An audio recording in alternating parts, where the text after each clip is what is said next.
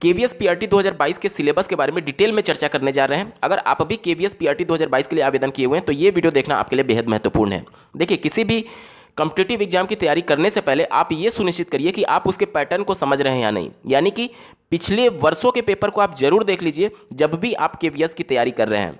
पिछले 3-4-5 सालों के पेपर को आप जरूर देख लीजिएगा अपनी तैयारी प्रारंभ करने से पहले, ताकि आपको एक मोटा मोटी अंदाजा लग पाए कि केवीएस में प्रश्नों का स्टैंडर्ड क्या रहता है। क्योंकि एक ही संस्था पीएनपी के द्वारा यूपी टेट का भी आयोजन किया जाता है और सुपर टेट का भी आयोजन किया जाता है, लेकिन यूपी टेट और सुपर टेट में जमीन आसमान का अंतर रहता है। तो अगर आप किसी भी कॉम्पिटिटिव एग्जाम की तैयारी करने जा रहे हैं तो सबसे पहले प्रीवियस ईयर बहुत ज़्यादा इंपॉर्टेंट होता है। आपको ये समझने में मदद करेगा कि लेवल क्या होता है, प्रश्नों का पैटर्न क्या होता है। अगर आप प्रीवियस ईयर पेपर सोल्यूशन को डिटेल में देखना चाहते हैं तो इस वीडियो के डिस्क्रिप्शन में आपको डेडिकेटेड प्लेलिस्ट का लिंक मिलेगा, जिसमें क्लिक करके आप सभी प्रीवियस ईयर को देख सकते हैं। तो चलिए अब सिलेबस की बात कर लेते हैं। देखिए, केवीएस पीआरटी 2022 में कुल 180 अंक का आपका रिटन एग्जाम होने वाला है। Written exam computer based exam होगा, यानी कि ऑनलाइन एग्जाम होगा, और सभी क्वेश्चंस मल्टीपल चॉइस क्वेश्चंस होंगे, यानी ऑब्जेक्टिव प्रश्न होंगे। 180 प्रश्नों को सॉल्व करने के लिए आपको 180 मिनट का समय दिया जाएगा, यानी 3 घंटे का। प्रत्येक प्रश्न 1 अंक का होगा। निगेटिव मार्किंग ऑफिशियल नोटिफिकेशन में अभी तक मेंशन नहीं की गई है, यानी अभी तक के हिसाब से निगेटिव मार्किंग नहीं है। ठीक है, चलिए देखिए यहाँ पर देख लीजिए, जो पहला सेक्शन होगा वो पार्ट 1 जो होगा वो प्रोफिशिएंसी इन लैंग्वेज। आपसे आवेदन करते समय मांगा गया था इंग्लिश और हिंदी में प्रोफिशिएंसी होना चाहिए। इसका कोई सर्टिफिकेट आपको नहीं देना है, हाँ, लेकिन परीक्षा में आपका 10-10 अंक का प्रोफिशिएंसी जांच करने के लिए प्रश्न पूछा जाएगा। यहाँ पर देख लीजिए, 2 तरीके से हिंदी और इंग्लिश के प्रश्न पूछे जाएंगे। यहाँ पर लैंग्वेज की प्रोफिशिएंसी के लिए अलग से 10-10 अंक के हिंदी और इंग्लिश के प्रश्न पूछे जा रहे हैं। ठीक है, इसके अलावा जब आप कॉन्टेंट में जाएंगे उसमें भी हिंदी और इंग्लिश से प्रश्न पूछे जाएंगे। ध्यान से समझिए, ये लैंग्वेज की प्रोफिशिएंसी जांचने के लिए, और उसमें जो मिलेगा वो आपका एनसीईआरटी बेस्ड पूछा जाएगा। ठीक है, चलिए आगे बढ़ते हैं। पहला लैंग्वेज प्रोफिशिएंसी के लिए हिंदी इंग्लिश से 10-10 अंक के प्रश्न पूछे जाएंगे। इसके बाद से पार्ट 1 ये हो गया। पार्ट 2 में क्या होगा, जनरल अवेयरनेस और reasoning and proficiency in computer. तो 20 अंक के प्रश्न पूछे जाएंगे जीए और करंट अफेयर से, जिसके 10 अंक के प्रश्न होंगे, 5 अंक के रीजनिंग के और 5 अंक के कंप्यूटर लिटरेसी से प्रश्न पूछे जाएंगे। ठीक है, कंप्यूटर का कोई भी सर्टिफिकेट नहीं मांगा गया, कंप्यूटर से सिर्फ 5 अंक के प्रश्न पूछे जाएंगे। ठीक है, चलिए पार्ट 3 में क्या होगा। पार्ट 3 में perspective of education and leadership. ये 60 अंक का सीधे तौर पर समझिए आप पैडागोजी जो पढ़ते हैं उससे रिलेटेड है। जो भी आप बीएड बीटीसी में पैडागोजी पढ़े हुए हैं, या फिर जो भी शिक्षण शास्त्र से संबंधित जो भी अन्य सब्जेक्ट्स हैं, उन सबसे रिलेटेड 60 अंक के प्रश्न पूछे जाएंगे। तो समझ लीजिए कि कितना ज़्यादा इंपॉर्टेंट है। 180 प्रश्नों में से 60 अंक का प्रश्न, यानी 33%, लगभग 33.33% सिर्फ पैडागोजी को वेटेज दिया गया है। तो पैडागोजी पढ़ना कितना इंपॉर्टेंट है आप इससे अंदाजा लगा सकते हैं। ठीक है, तो ये पैडागोजी से संबंधित देखिए, पहला इसमें कुल 5 सेक्शन से प्रश्न पूछे जाएंगे। पैडागोजी में भी देखिए अलग अलग सेक्शन बांटे गए हैं। पहला अंडरस्टैंडिंग द लर्नर यानी शिक्षार्थी को समझने के संदर्भ में 15 अंक के प्रश्न पूछे जाएंगे। अंडरस्टैंडिंग टीचिंग लर्निंग, यानी कि किस प्रकार से पढ़ाना है, उसके लिए 15 अंक के प्रश्न पूछे जाएंगे। क्रिएटिंग कंडक्टिंग लर्निंग इन्वायरमेंट, यानी कि माहौल कैसा होना चाहिए, उससे संबंधित आपसे 10 अंक के प्रश्न पूछे जाएंगे। और अंतिम जो है पर्सपेक्टिव इन एजुकेशन, 10 अंक के इससे प्रश्न पूछे जाएंगे। यहाँ पर मैं बता दूँ कि जो भी समावेशी शिक्षा आपने पढ़ा है, जो भी एजुकेशन के सब्जेक्ट्स पढ़े हैं, जो भी पैडागोजी पढ़ा है, सब इसी में इंक्लूड होगा। चाहे किसी भी सब्जेक्ट की बात कर ली जाए, जिस प्रकार से आप सीटेट में अलग अलग सब्जेक्ट्स की 50% पैडागोजी देखते हैं, उस प्रकार से पैडागोजी नहीं है। यहाँ पर सभी सब्जेक्ट्स को कंबाइन करके एक ही जगह 60 अंक के प्रश्न आपसे पूछे जाएंगे, जिसमें आपका सब्जेक्ट के पैडागोजी के साथ साथ जो मेन पैडागोजी होता है, शिक्षण शास्त्र होता है, उससे भी प्रश्न पूछे जाएंगे। ठीक है, चलिए पार्ट 4 की अगर बात कर ले तो देखिए, सब्जेक्ट स्पेसिफिक सिलेबस, ये 80 नंबर का प्रश्न पूछा जाएगा। सब्जेक्ट स्पेसिफिक सिलेबस की बात की गई है, तो यहां पर मैं बता दूं कि प्राइमरी स्तर पर कोई भी सब्जेक्ट वाइज भर्ती नहीं होती है, यानी कि जितने भी सब्जेक्ट्स हैं प्राइमरी स्तर पे कक्षा 1 से 5 तक के, उन सभी सब्जेक्ट से आपसे प्रश्न पूछे जाएंगे। यहां पर देख लीजिए इसमें क्या मेंशन किया गया है।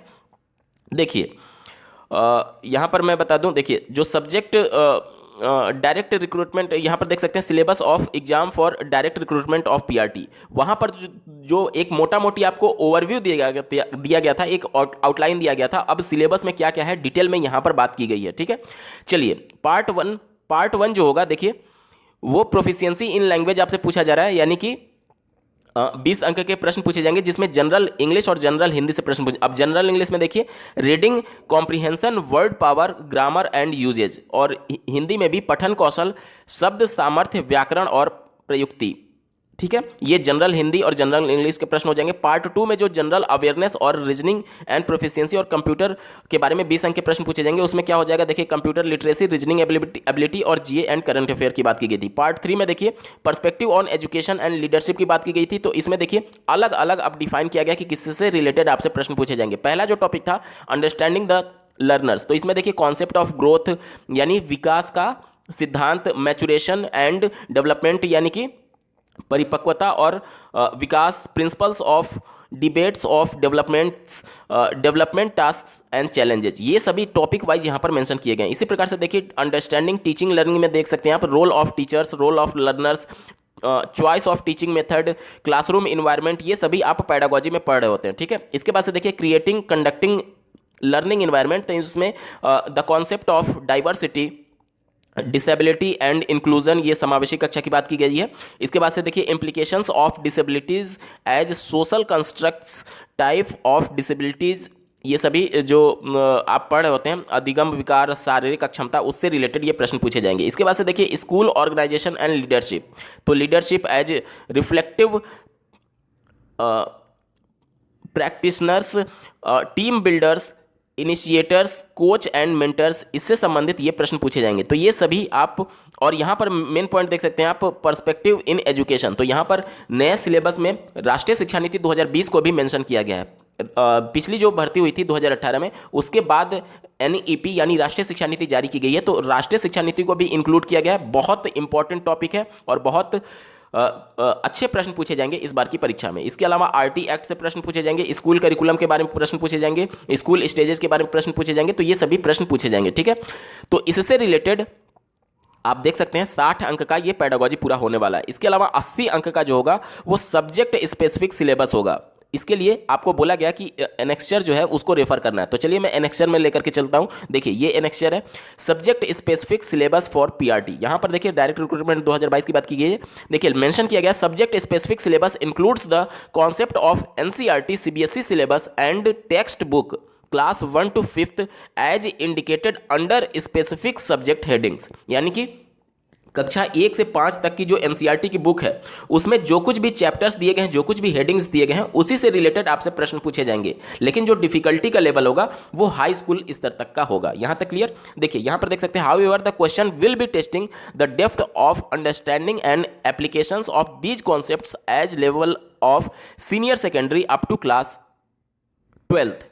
ठीक है, यानी कि सीनियर सेकेंडरी के बारे में बोला गया है, यानी कि हाई स्कूल से लेकर के 12th तक का आपका डिफिकल्टी लेवल होगा। ठीक है, सीनियर सेकेंडरी 12th को बोला जाता है। ठीक है, चलिए यानी कि बेसिकली आपको टॉपिक एनसीईआरटी की कक्षा 1 से 5 तक के जो सिलेबस है उसके टॉपिक आपको उठाने हैं और उसका लेवल जो होगा वो इंटरमीडिएट तक का होगा। आप अगर चाहें तो एनसीईआरटी के बुक ऑनलाइन भी प्राप्त कर सकते हैं इनकी ऑफिशियल वेबसाइट पर जाकर के। ठीक है, चलिए इसके बाद से देख सकते हैं आप इंग्लिश। अब देखिए ये तो पहले आपका जो जनरल इंग्लिश और जनरल हिंदी था वो प्रोफिशिएंसी जांचने के लिए था। अब देखिए आप जब कंटेंट में जाएंगे, जो 80 नंबर का प्रश्न आ रहा है इसमें हिंदी और अलग इंग्लिश का अलग से फिर पूछा जाएगा। ठीक है, कंफ्यूज मत होइएगा। वो 10 नंबर का हिंदी और 10 नंबर का इंग्लिश जो था वो प्रोफिशिएंसी जांचने के लिए था। जो आप आवेदन किए थे, ऑनलाइन आवेदन किए थे, उसमें भी आपसे पूछा गया था कि आप इंग्लिश और हिंदी में प्रोफिशिएंट हैं या नहीं, तो उसके जांचने के लिए वो 10-10 अंक के प्रश्न पूछे गए थे। अब आपका जो कंटेंट है इसमें भी देखिए इंग्लिश से हिंदी से प्रश्न पूछे जा रहे हैं, तो देखिए इसमें grammar, noun, pronouns, adjectives, adverb, is, am, are, ये सभी चीज़ों के बारे में पूछा जाएगा। इसी प्रकार से हिंदी में भी देखिए व्याकरण से संबंधित प्रश्न पूछे जा रहे हैं।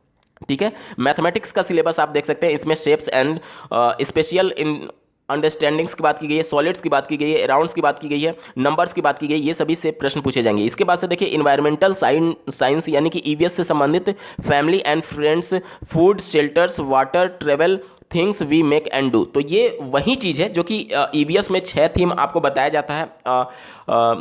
जैसे कि आप सीटेट में तैयारी करते हैं तो ईवीएस के जो 6 थीम बताए जाते हैं, परिवार एवं मित्र, भोजन, आश्रय, पानी, यात्रा, चीज़ें जो हम बनाते हैं और करते हैं, तो वही 6 थीम से रिलेटेड आपके ईवीएस में प्रश्न पूछे जाएंगे। बहुत इंपॉर्टेंट है क्योंकि पूरा ईवीएस जो है प्राइमरी स्तर में वो 6 थीम के अंतर्गत ही बांटा गया है। तो ये 6 थीम देने का मतलब कि पूरा सिलेबस ही आ गया जो प्राइमरी स्तर का ईवीएस का सिलेबस है। तो ये पूरा सिलेबस होने वाला है दोस्तों।